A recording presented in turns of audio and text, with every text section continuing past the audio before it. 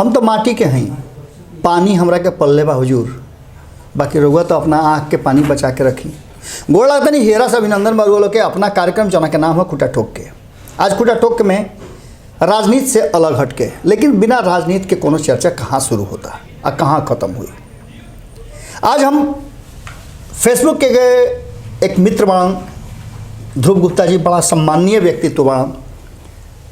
अक्सर उनकर रुआ लोग देखा तो कब सोशल मीडिया पे बहुत ज़्यादा सामाजिक सरोकार से जुड़ल, प्रकृति से जुड़ल और भी कई क्षेत्र में उनका लेख बड़ा प्रासंगिक होला। अचानक से सोशल मीडिया पर एक प्रसंग नज़र आ गई और प्रसंग में बहुत ज़्यादा रुआ लोग की डिमांड भी रहे कई दिन से कि राजनीति से हट करके और भी बहुत सारा समस्या बा, जो समस्या पर चर्चा होकर चाहिए। हालांकि हम जानता नहीं कि रुआ लोग के इंटरेस्ट राजनीति से ज़्यादा और कुछों में नहीं खे, लेकिन आज हमारा निहोरा बा, आग्रह करब रुआ लोग से कि यह प्रसंग के जरूर सुनी। ध्रुव गुप्ता जी रिटायर्ड प्रशासनिक अधिकारी बानी और साहित्य के क्षेत्र से भी वहाँ के बहुत बड़ा जुड़ाव बा। कई गो किताब वहाँ के छपल बा, भोजपुरी से लेकर के हिंदी और अन्य कई विधा में वहाँ के परंगत बानी। हमरो सौभाग्य बा कि वहाँ के फेसबुक फ्रेंड बानी, मित्र बानी। तब पहले तो रुआ के लेख खातिर ध्रुव गुप्ता जी बहुत बहुत अभिनंदन, आभार। बहुत प्रासंगिक और समसामयिक विषय के रुआ उठौनी, जौन विषय पूरा देश में कहीं ना कहीं चर्चा के विषय बन गई बा और चर्चा के विषय बने के चाहिए भी। कारण कि बिना अन्न के रुआ जीवन बेकार बा और अन्नदाता के जब कष्ट होखे लगे, दिक्कत होखे लगे और जब सड़क पर उतर जाए के पड़े तो निश्चित रूप से मामला गंभीर हुई। और ख़ास करके उस सरकार खातिर जौन सरकार अगर कानून नियम बनावता और वो कानून नियम में रउए खातिर कानून बने और रउए से अलग रखल जाए तो निश्चित रूप से चिंता के कारण जरूर होला। आज हम विषय लेकर रुआ लोग के सामने आइल बनी अपना खुटा ठोक के कार्यक्रम में कि सियासी हथियार कहीं ना कहीं बनल जाता। जी हाँ, बिल्कुल लगातार चर्चा का विषय बनल जाता और सियासत हथियार बिहार के चुनाव में देखे के मिलल है। रोजगार एगो ऐसा मुद्दा सामने आयल है जना मुद्दा के लेकर के बिहार के जनता और ख़ास करके 7 करोड़ जो युवा रहे है वो वोट के लिए है। किसान और नौजवान कब तक ले सियासी हथियार बनी है। आज हम यही विषय पर हुआ लोग के कहब कि अपन मजबूत खूटा गाड़ी और यह विषय पर अधिक से अधिक हुआ अपन विचार जरूर दी, अपन जो सोचत हैं तो जरूर रखब। कारण कि दोनों ही मुद्दा बड़ा गंभीर बा, जहाँ एक तरफ किसान अपना खेत में उपज करके और छिछियात फिरता एक समर्थन मूल्य खातिर कृषि कानून पर लेकर के हो। ठीक बा, कृषि कानून का लेकर के दो तरह के चर्चा चल रहा बा। सत्ता में बैठल लोग ये बात कह रहा बा कि इतना बढ़िया कानून तो कभी बनबे ना कई। फिर जब इतना बढ़िया कानून बनल तो विरोध काहे हो रहा बा। विरोध मान लेता नहीं कि व्यक्ति कोई करित, राजनीतिक दल लोग करित, राजनीतिक दल के लोग आ करके सड़क पर संघर्ष करित, लेकिन किसान काहे कर रहा बा। जेकरा ठंड के, गर्मी के, बरसात के कोनो चिंता नहीं खे, पानी में हचाड़ के रुआ खातिर धान उपजावेला, लहालहात घाम में रुआ खातिर गेहूँ दाल उपजावेला, रोज रुआ के सब्जी की व्यवस्था करेला, कभी ना चिंता कैलस कि कब घाम बा कब छाह बा। और ओकरा जब सड़क पर उतर जाए के पड़े और रुआ पानी के बौछार करी, ओकरा खातिर उस जगह के घेर दी जौन ओकर जगह बा।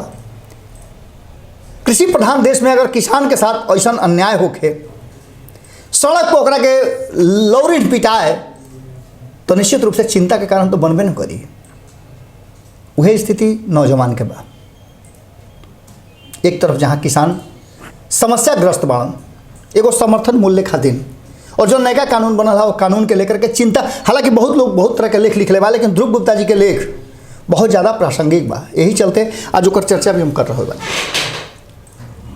कई लोग के विषय पर ज्ञान और अपन अपन विचार सुने के मिलल। हर कोई अपना अपना हिसाब से ओकर विवेचना करेला, हर कोई के अपन अपन सोचे के तरीका होला, लेकिन वो तरीका कभी भी सही ना हो सकेला जब रउए मुंसिफ बानी, रउए दोषी बानी, रउए जज बानी, रउए फैसला सुनावे के बाद, तो वैसा स्थिति में का हुई। मन के बात करे वाला प्रधान सेवक जी जब अपने मन के बात लेकर के जब सामने आई ले इतवार के दिन, तो पूरे देश भर से विचार मांगी ले कि अगला मन के बात में हम कौन कौन बात रखी, का सुनल चाहता हमरा से देश। और जना किसान खातिर जना पर पूरा देश के बैकबोन बा, रीढ़ बा, देश के अर्थव्यवस्था टिकल बा, वो किसान खातिर कानून बनावे से पहले ओकरा से विचार ना कई गई। किसान के बात के चिंता लागल बा कि ओकर खेत ओकर ना रह जाई।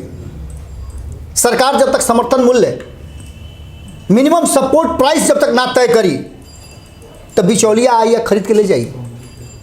का ई देश कुछ चंद पूंजीपति के हाथ में आ गई बा? चर्चा गंभीर हो रहा बा, और इस चर्चा के कहीं ना कहीं रुआ अनेर ना कर सकीले, इस चर्चा से रुआ अलग ना जा सकीले। कारण कि जब जैसन तब तैसन होला। किसान आज़ादी के बाद से हमेशा सिर्फ जो पिछला 6 साल में हो रहा बा उतने से ना, ओकरा पहले भी सरकार रहल बा। मनमोहन सिंह से भी वही बात बा, राजीव गांधी से वह बात बा, इंदिरा गांधी से वह बात बा, अटल बिहारी वाजपेयी से वह बात बा, और फिर वह बात अगर लौट करके आ जाए प्रधानमंत्री नरेंद्र मोदी से, तो निश्चित रूप से ये चिंता जरूर हुई। कारण कि झोली भर भर के वोट लोग दिले बा, ये आशा में किसान नौजवान वोट दिले रहन कि उनका दिन दुनिया सुधर जाई।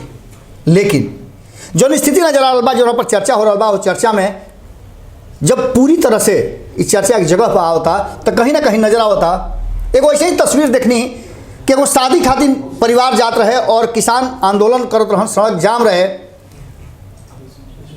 शादी के उनका इतना बेचैनी रहे उनका कि कहीं ना कहीं ये पूरे हड़ताल के और जो प्रदर्शन रहे ओकरा पर अभद्र भाषा के भी प्रयोग भइल। अगर किसान उपजाना बंद कर दे, ट्रेन बंद हो जाए, बस बंद हो जाए, तो रुआ लगे साधन बा। लेकिन अगर किसान उपज करना बंद कर दे तो का स्थिति हुई, कभी एक अंदाजा रुआ लोग लगैले बनी, कभी अंदाजा लगा ले। लॉकडाउन में बहुत कुछ के एहसास करा देले बा। अब की हाली के कोरोना रुआ के बहुत कुछ के एहसास करा देले बा, और ये एहसास अगर नहीं के भइल तो शायद रुआ जीवित नहीं खी। ओइए अगर दूसरा तरफ देखी तो रोजगार के भी स्थिति हुए बा। बिहार में रोजगार के लेकर के अब के चुनाव हो रहा, 10 लाख के बदले 19 लाख नौकरी और रोजगार के झमेला रहा। 10 लाख वाला पर 19 लाख वाला कहीं ना कहीं भारी पड़े। हालांकि अब एक पर चर्चा जबरदस्त ढंग से चल रहा बा कि नीतीश कुमार जी वादा थोड़े कैले रहन, ई वादा तो कैले रहे भारतीय जनता पार्टी, और भारतीय जनता पार्टी के मुख्यमंत्री तो बान ना। यह चलते हो सकेला कि मामला खटाई में चल जाए। कारण कि 2014 में भी एगो वादा भई रहे 2 करोड़ लोग के नौकरी देवे के, रोजगार देवे के, लेकिन अभी तक लोग वो इंतजार में पड़ल बा। 15-15 लाख के भी बात चर्चा में होला कि 15-15 लाख सबके खाता में आवे वाला बात होत रहे। बड़ी काला धन रहे, कई लोग जेल जात रहे जौन कि अनैतिक तरीका से अपन पैसा जमा कैले रहे। लेकिन अभी तक ले वो सब कुछ नहीं के भाई। जरा लगा नैतिक पैसा रहे वो विदेश में जाकर के ऐश कर रहा बा, सरकार पकड़े में नाकाम बा।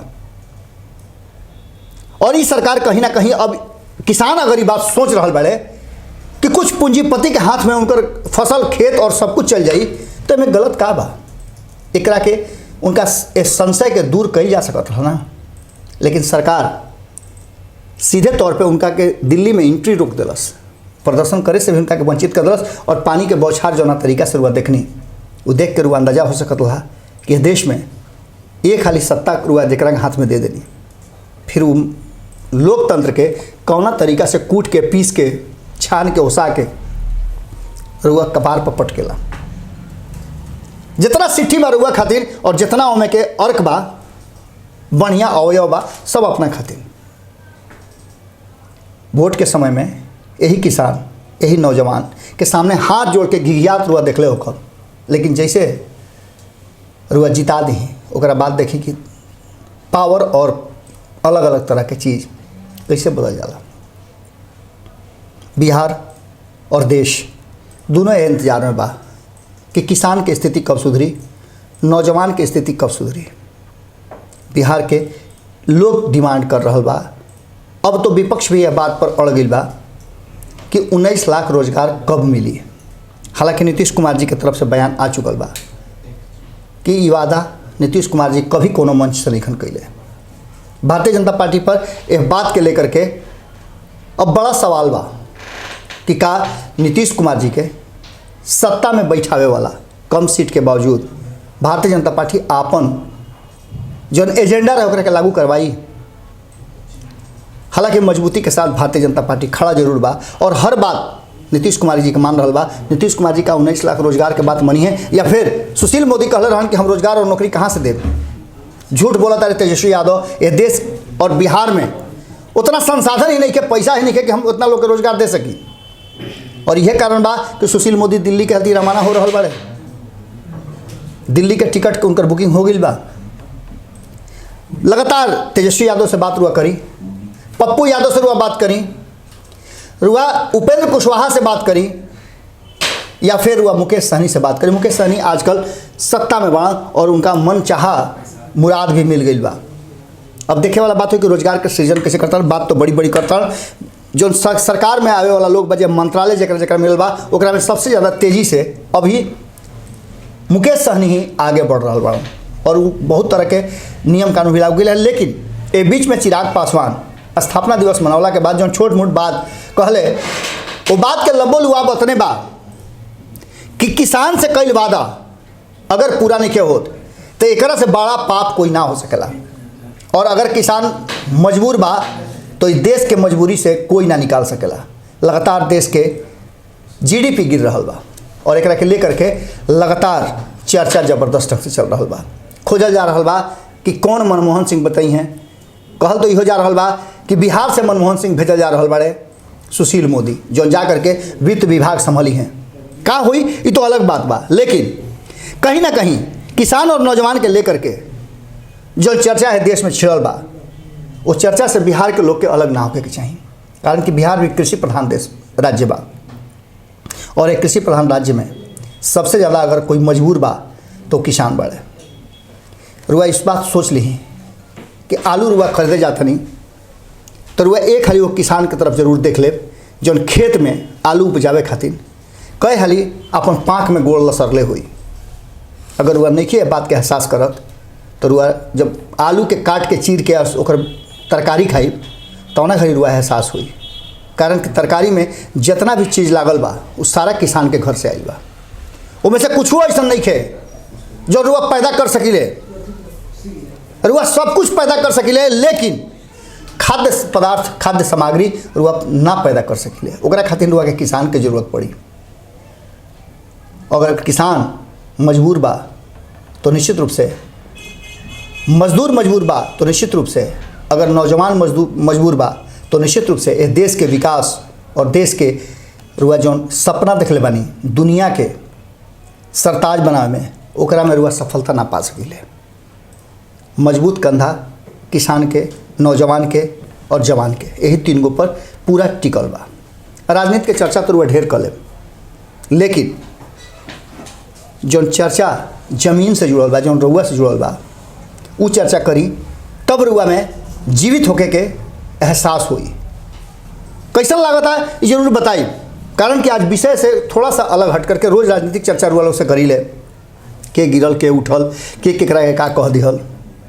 आज हेरा के बात हेरा से हुई और ये बात में अगर दम लागता तो रुआ लोग से चाहब कि किसान खातिर और नौजवान खातिर जो बेरोजगारी के दंश झेल रहा बड़े वो घर में बहुत लड़का हुई हैं पढ़ लिख के चिचियात फिरत हुई हैं एगो नौकरी खातिर एगो रोजगार खातिर। सरकार तो बहुत कुछ योजना बता दी लेकिन अगर रउआ ना जागब तो ना ये देश के और ना ये राज्य के विकास हो सकेला। राव जिम्मेवारी सिर्फ वोट देला से ख़त्म ना हो गई। वोट देला के बाद रुआ याद करी लोहिया के बात कि अगर सड़क सोना हो जाई तो सत्ता आवारा हो जाई। सत्ता के आवारा होकर से बचावे के बाद तो निश्चित रूप से किसान, नौजवान और जवान ये तीनों के चूँकि ये तीनों धुरी पर ये देश टिकल बा।